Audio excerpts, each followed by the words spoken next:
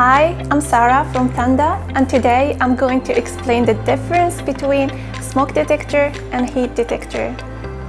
Smoke detectors are designed to detect smoke particles in the air. When smoke enters the detector, it triggers an alarm. They're great for detecting fires in their early stages, like in an office, hallway, or living room. Next, we have the heat detector.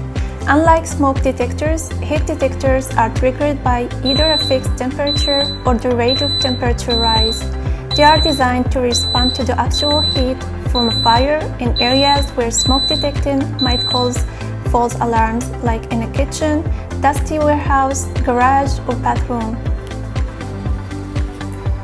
So while both devices keep you safe, the key difference is in how they detect danger.